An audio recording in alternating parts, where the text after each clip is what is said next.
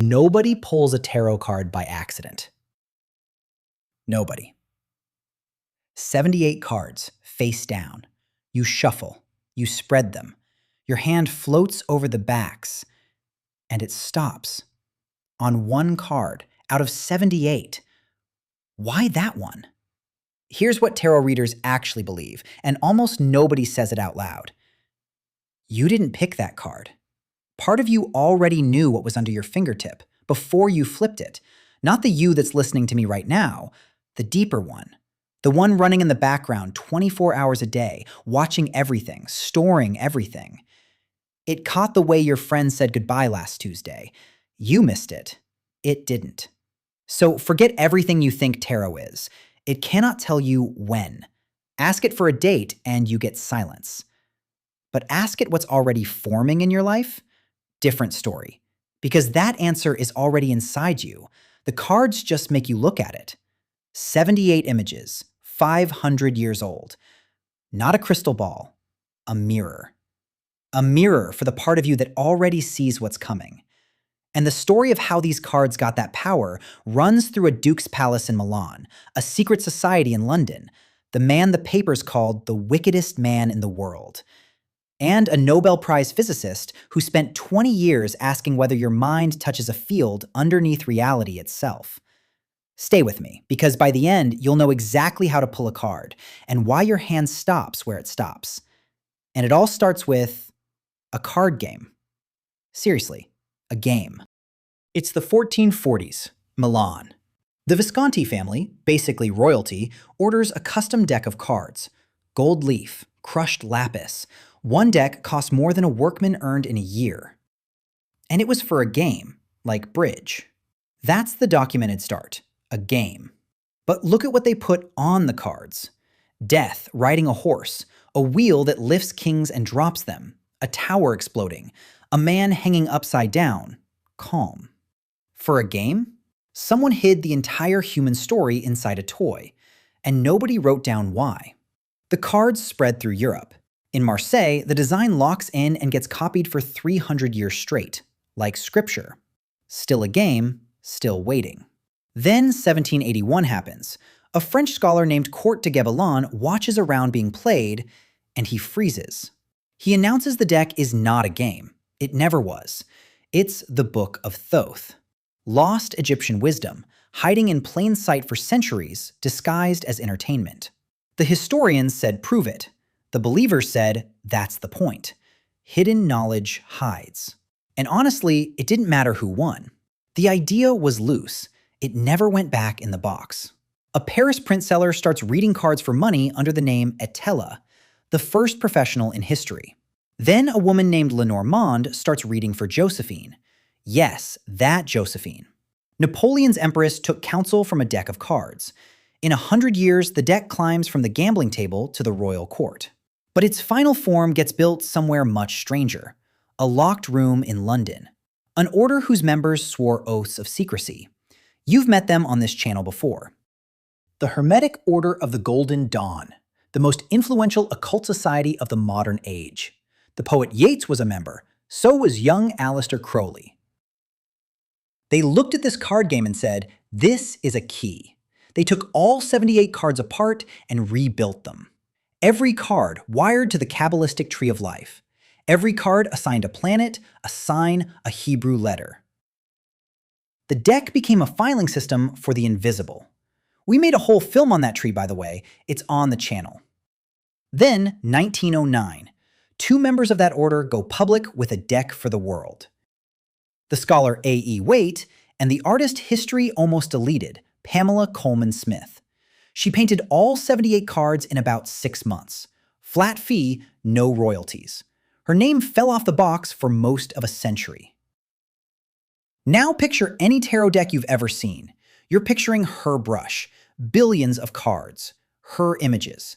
And she did one thing nobody had done before. The number cards used to be like playing cards. 7 cups in a grid. Nothing. She painted a little scene on every single one. A man sneaking off with stolen swords. A figure walking away from 8 stacked cups. Why does that matter? Because your deep mind doesn't read words. It reads pictures instantly. She built the perfect interface for the subconscious, whether she knew it or not. Crowley saw her deck and answered with his own. The Book of Thoth. 5 years to paint. Looks like a fever dream. His whole story is the last video on this channel. 2 decks, 1 secret order. That's modern tarot, full stop. But hold on. Why would any of this work? Why would your hand know things you don't? The best answer didn't come from an occultist. It came from a psychiatrist, with a Nobel physicist sitting in his consulting room. Here's a real reading, step by step. Watch what actually happens. You bring a question. You shuffle until your head goes quiet. You spread the cards. Your hand drifts and stops. Now the claim, and I need you to sit with this one. Your subconscious tracked that deck through every cut and every shuffle. It's been counting without you. By the time your hand moves, it already knows what's coming up. It's not predicting your future, it's choosing its words. You flip it. The Tower. Lightning. 2 figures falling. And your stomach drops before your brain even catches up. That drop is the reading. Everything after that is commentary. This is why dates don't work. Asking a mirror what time it is gets you nothing. But what's already forming? What's gathering weight in your life right now? That it will show you, because it's showing you you. Every reader on Earth has this story. Someone sits down, everything's fine, totally fine. They pull the Tower. 3 weeks later, the resignation letter, the diagnosis, the confession. The card didn't cause it. They already knew. They just wouldn't look. And when the same card keeps showing up week after week, different shuffles, same card, readers don't call that chance. They call it insistence. A message on repeat until you finally answer it. A reversed card, same message turned inward, blocked, working in the dark.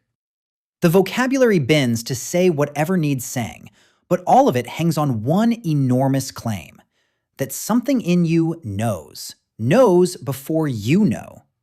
Time to meet the psychiatrist and his patient with the Nobel Prize. Carl Jung, the man who mapped the unconscious mind. And here's the part they skip in psychology class. He took the cards seriously.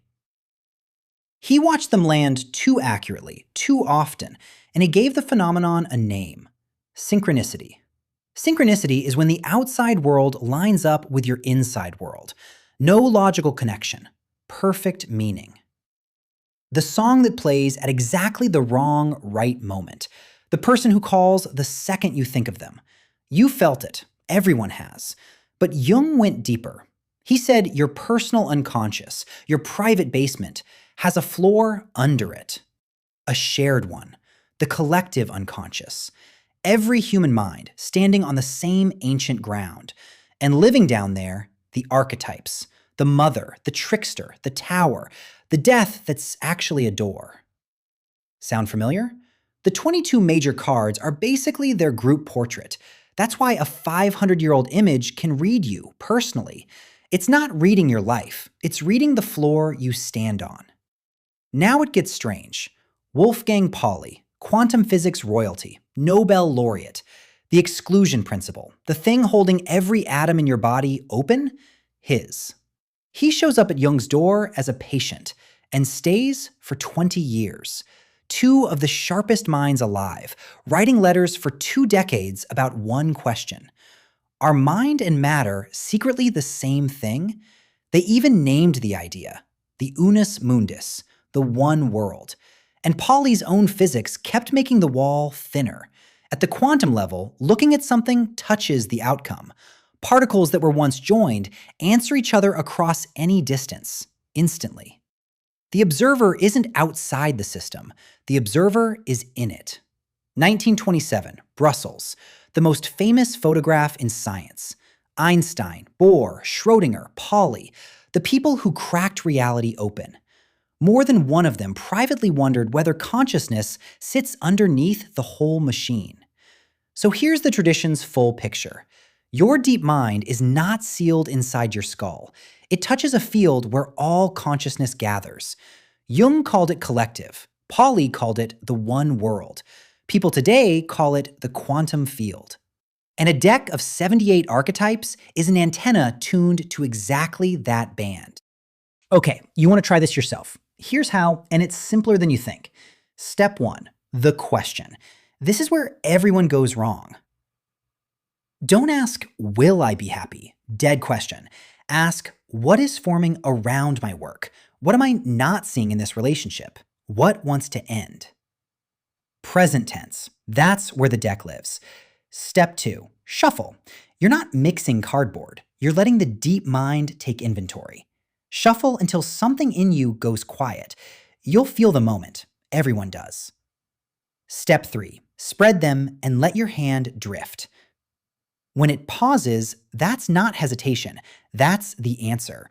Don't override it. Don't reach for a prettier card. The pause is the choice. Flip it and read the picture before you ever open a book. What did your chest just do? Where did your eye land first? The falling figure or the lamp?